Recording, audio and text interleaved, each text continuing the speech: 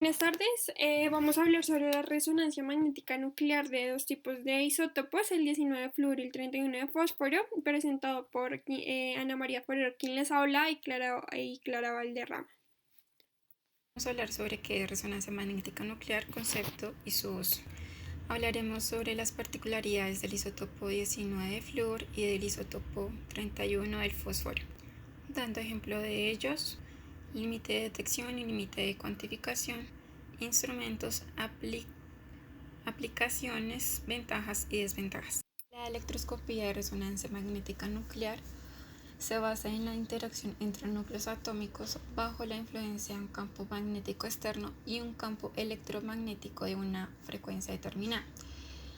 La RMN, o la resonancia magnética nuclear, sirve para estudiar el comportamiento de ciertos núcleos atómicos, aquellos que poseen momento magnético en presencia de un campo magnético externo.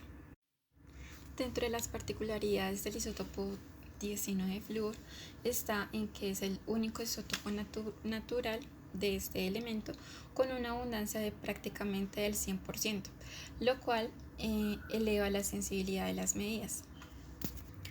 Es activo en resonancia, tiene una constancia giromagnética parecida al hidrógeno, que esto hace resonar a una frecuencia aproximada de 75 MHz. Es por esto que se puede obtener espectros del flúor 19, del isótopo 19 del flúor, en una escala de tiempo parecida a la del hidrógeno. ¿Esto qué quiere decir? Que para los núcleos del flúor, del isótopo flúor 19, para que resuenen se necesita aproximadamente de un 94% de la frecuencia de la que necesita un hidrógeno.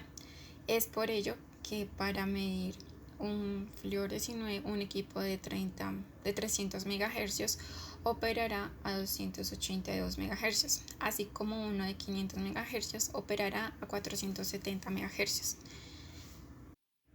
El rango de desplazamiento químico en la resonancia magnética nuclear del flúor 19 está dado en un rango de 250 a 100 partes por millón.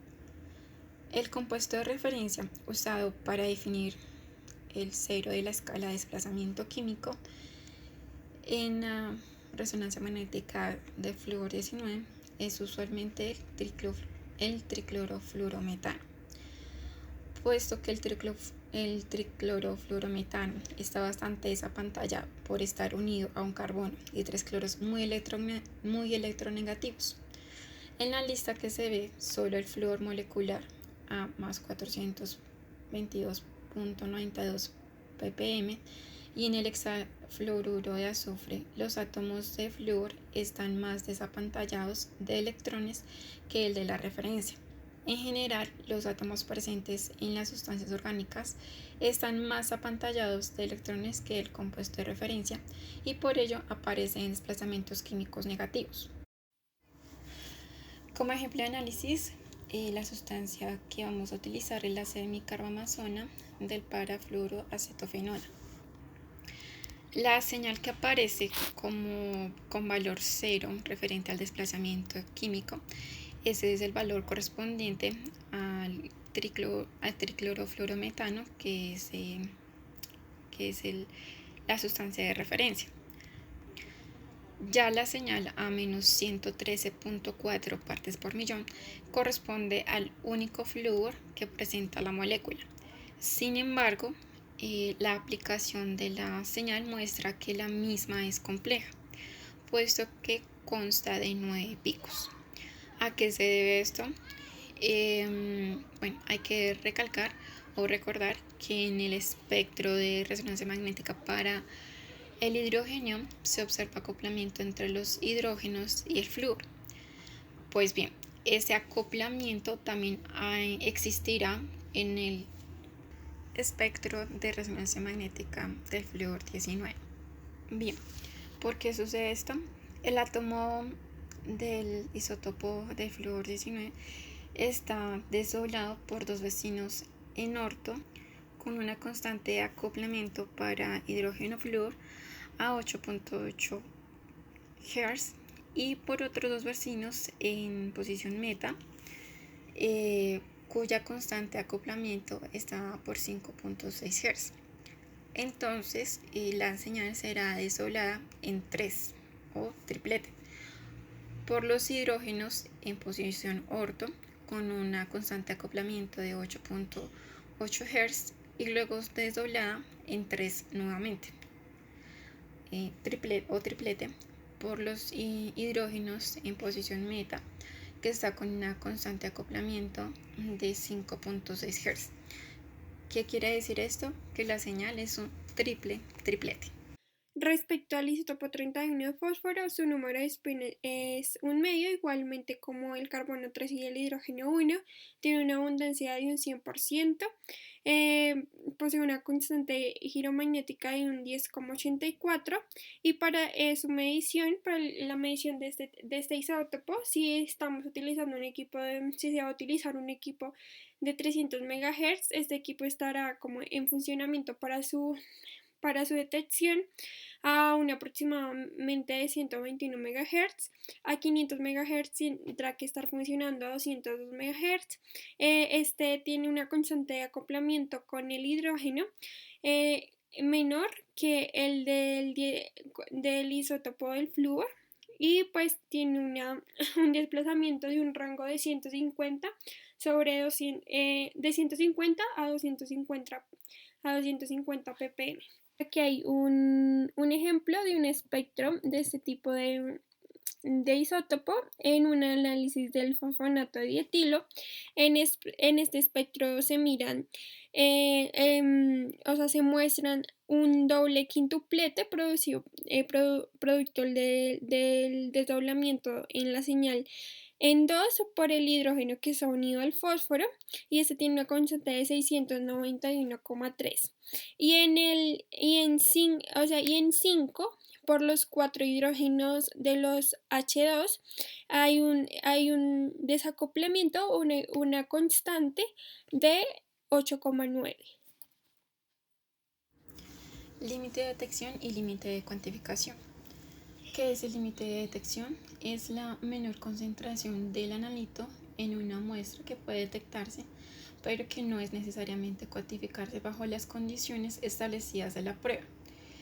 El mínimo contenido que puede medirse con una certeza estadística razonable. Aquí vemos la ecuación donde YBL es igual a la medida de las mediciones del blanco. K corresponde al factor numérico de acuerdo al nivel de confianza deseado y SBL es la desviación estándar de las mediciones del blanco. Límite de cuantificación es la concentración mínima del analito en una muestra que puede determinarse con un nivel de incertidumbre aceptable. Es una característica de desempeño que señala la habilidad de un proceso de medición química para cuantificar adecuadamente un analito. Y pues está también por una ecuación donde YBL es la medida de las mediciones del blanco también, al igual que el límite de detección. SBL es la desviación estándar de las mediciones del blanco y K es el factor numérico de acuerdo al coeficiente de variación. Entonces, frente a los equipos podemos ver el equipo de espectrometría de Buchler. Este equipo puede tener varias variaciones y este puede ser de 300 MHz, 400, 500 y 600 MHz. El fundamento de este equipo es, en el equipo hay 2 placas de imanes gigantes en las cuales cuando se va a hacer la valoración de la muestra, esta muestra se pone en la parte de arriba y esta muestra entra y queda en la mitad de los 2 imanes donde se realiza, digamos, toda la identificación. También está el analizador de RMN de sobremesa, el MQC+, quien mide el aceite, donde se puede medir el aceite, el agua, el flúor y la grasa sólida en una variedad de muestras, y por lo general se utiliza para garantizar la calidad y a través del control de calidad. El análisis con MQC más lleva de unos pocos segundos a minutos, lo que significa que se puede procesar un alto volumen de muestras de manera rápida y eficiente. Es muy rápido y fácil de usar, se puede realizar más de 100 mediciones al día, lo que hace que hasta 250 veces más rápido que los métodos de química húmeda. Los técnicos del laboratorio aprenderán a utilizar el equipo de forma eficiente y completa con una mínima formación. El software guía al operador paso a paso con advertencias claras en la pantalla y luces indicadoras de estados a la entrada de la cámara de muestras.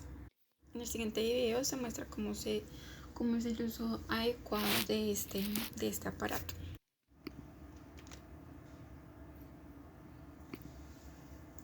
Automatice su análisis con unos pasos sencillos. Primero, cargar gradillas de muestras. Ingrese los detalles de la muestra. Haga clic. El robot recoge la siguiente muestra. Si es necesario, la muestra se pesa.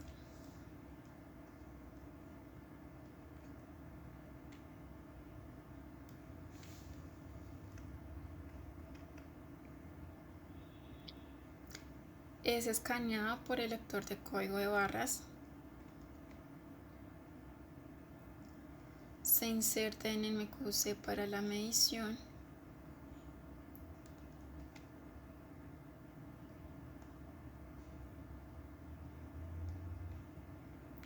La muestra se devuelve a la gradilla y el robot vuelve a la posición listo para la siguiente muestra.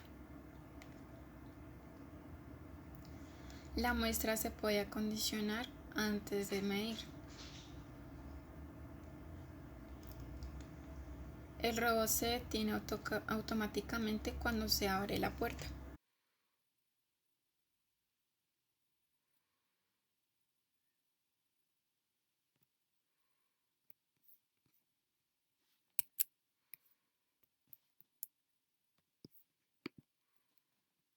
Aquí se encuentra un video del equipo que les estaba mencionando anteriormente. En este video está un poco más detallado el funcionamiento, del fundamento y el funcionamiento del equipo. Técnica espectroscópica muy potente, se emplea en muchos campos de la ciencia, como por ejemplo química, biología, medicina, geología, etc. Y aunque la palabra nuclear pueda traernos a la mente imágenes de radiación, bomba atómica, explosiones, realmente no es de lo que va este asunto, veréis. Uno de los componentes principales de la RMN es un campo magnético muy potente y estable. Para ello necesitamos un imán, que no es como la típica herradura, sino más bien es como un carrete de kilómetros de hilo superconductor que está inmerso o contenido en una cámara de helio líquido a menos 269 grados. Esta cámara está inmersa a su vez en otra especie de tanque de nitrógeno líquido a menos 196 grados. Con esto evitamos que el helio se nos evapore. Con esta técnica podemos descubrir la huella dactilar y, por tanto, identificar los compuestos sintetizados en nuestros laboratorios. En este caso, identificaremos un compuesto químico desconocido. Para ello, ponemos una pequeña cantidad en un tubo de cristal alargado y este se introduce dentro del imán. También esta técnica es empleada para conocer el contenido de diversas muestras como fluidos biológicos, tejidos celulares, derivados del petróleo. Incluso es posible comprobar el certificado de origen de alimentos como el queso o el vino. Una vez la muestra está dentro del imán, lo que hacemos específicamente es alterar los átomos con la ayuda del campo magnético y ondas de radiofrecuencia, como las que escuchamos en una radio convencional. Como esta perturbación es sonora, logramos conseguir una respuesta igualmente sonora. En sí, escuchamos a las moléculas hablar. A priori no sabemos muy bien lo que significa, pero si manipulamos esta respuesta mediante algoritmos matemáticos, conseguimos un conjunto de señales entendible. Así como los médicos saben leer electrocardiogramas, nosotros sabemos leer espectros de RMN. Los espectros de RMN son como puzzles. Nos van dando información de la molécula por trozos. Hay empresas y sobre todo universidades que prestan el servicio para análisis de resonancia magnética. Los valores dependen de acuerdo a qué tipo de resonancias desean utilizar. Es decir, si es una resonancia magnética nuclear de 500 MHz, de 600 MHz. Y también, pues, como se puede observar en la imagen número 1, dice tarifas, pues eso también depende de la entidad, varía sus valores de acuerdo si digamos prestan el servicio o necesitan un servicio en horario nocturno o diurno, un fin de semana, etc. Los valores oscilan entre 6 euros en valor peso colombiano, 26.400 pesos, a 500 euros, es decir, a 2.198.155 pesos. Por último, les voy a hablar sobre las aplicaciones principales de estos dos tipos de isótopos y las ventajas y desventajas. Entonces, en las aplicaciones principales del isótopo del fósforo está la determinación del pH intracelular en una suspensión de eritrocitos, y pues en este caso específico, después de esta determinación de pH, se utiliza en un tejido muscular. También se utiliza para detectar procesos biológicos como la hidrólisis de ATP en el E. coli, o procesos también enzimáticos en otro tipo de células. Y por último, el diagnóstico médico. En el isótopo del flúor, este también pues no ayuda, se puede estudiar estructuras de plegamiento de proteínas y la identificación de moléculas activas. En ventajas y desventajas, las ventajas es que estos dos isótopos, la abundancia de los protones en forma del 100% natural, o sea, todos sus protones naturalmente están en un 100%, y esto evita la necesidad de utilizar sustancias reactivas para su realización. Son producibles y cuantitativas, no destructivas, y es un procedimiento bastante rápido, de 1 a 6 minutos por muestra. Y dos desventajas que encontramos es pues que la instrumentación es bastante costosa y pues en algunos casos laboriosa interpretación de los datos de los datos de los espectros de cada isótopo.